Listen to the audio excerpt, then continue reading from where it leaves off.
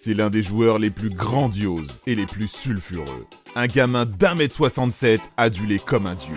Une légende qui a marqué à jamais l'histoire de la Coupe du Monde, de l'Argentine et du football. Voici l'histoire du Pibe de Oro, Diego Armando Maradona. Avant de continuer, n'oublie pas de t'abonner à Megafoot. Né le 30 octobre 1960, Diego grandit à Villa Fiorito, banlieue modeste située au sud du Grand Buenos Aires. 5e enfant et premier garçon d'une famille de 8, il touche ses premiers ballons à 6 ans dans les rues de Villa Fiorito et dans le club du quartier, l'Estrella Roja. À 8 ans, il est repéré par un scout qui le fait venir dans l'équipe des Cebolitas, le centre de formation d'Argentinos Junior. Son aisance technique est évidente, ses dribbles, ses jongles sont d'un niveau inouï pour son âge. Diego a seulement 10 ans lorsqu'il apparaît pour la première fois dans le journal Clarín. Le journaliste parle d'un pibe, un garçon qui a le comportement et la classe d'un futur crack.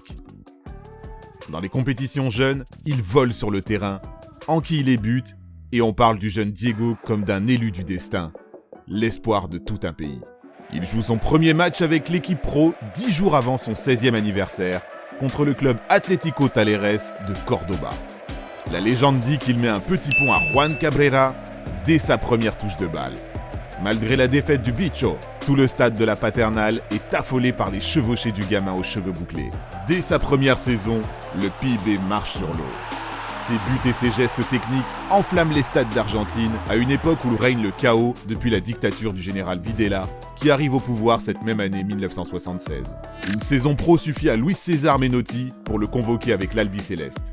Diego a 16 ans et joue son premier match à la Bombonera face à la Hongrie. Mais pour protéger le jeune phénomène, le sélectionneur décide de ne pas l'emmener à la Coupe du Monde 1978. Maradona pleure sa non-sélection.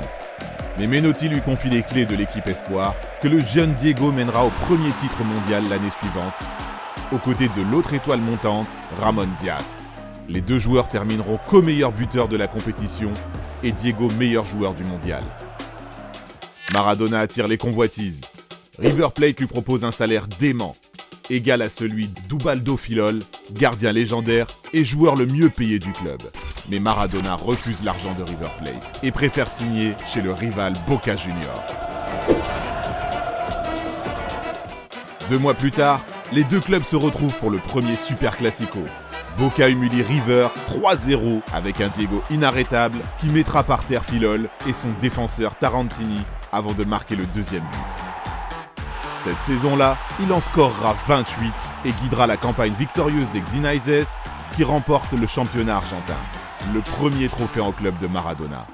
En 82, direction l'Espagne. Pour le mondial tout d'abord, où Maradona connaît une première mitigée avec 3 défaites en 6 matchs et une élimination en deuxième phase.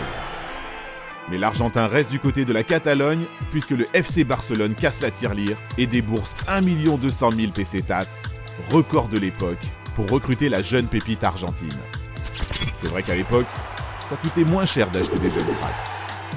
À l'époque, c'est l'Athletic Bilbao de Javier Clemente qui domine le championnat espagnol. C'est donc en coupe que Diego fera parler de lui.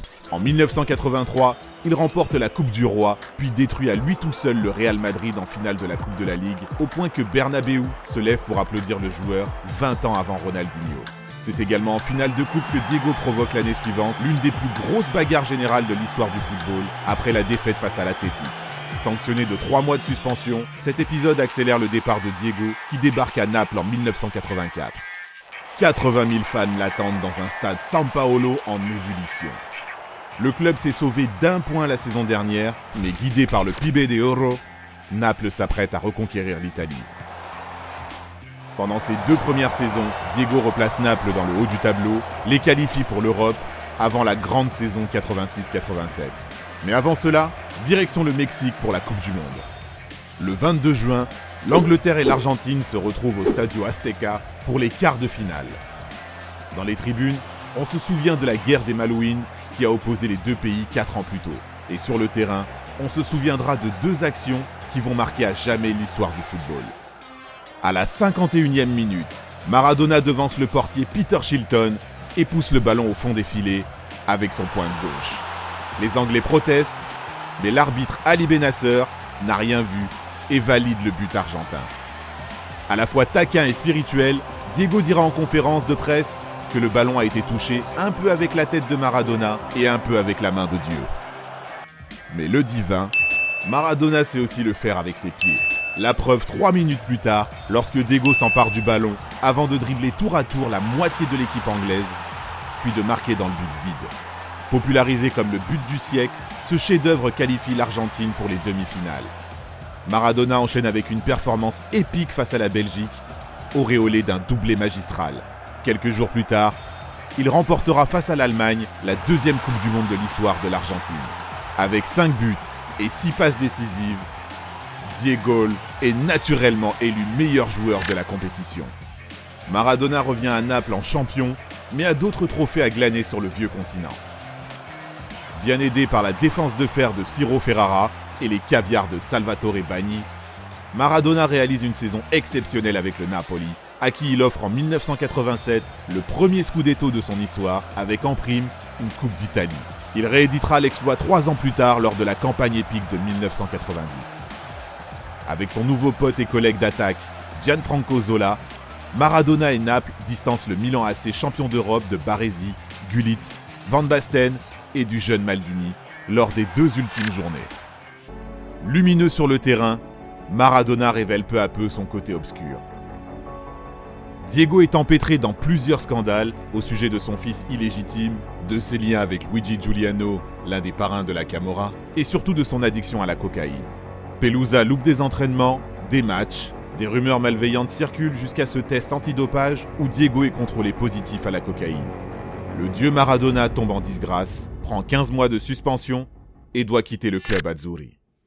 Un temps pressenti pour rejoindre l'OM de Bernard Tapie, Maradona poursuit finalement sa carrière au FC Séville. Une saison pour rien, avant de retourner dans son Argentine natale, au Newell's Old Boys pour un passage éclair, puis dans son club de cœur, le Boca pour terminer sa carrière. Le crépuscule d'une idole. Mais Maradona reste un dieu vivant.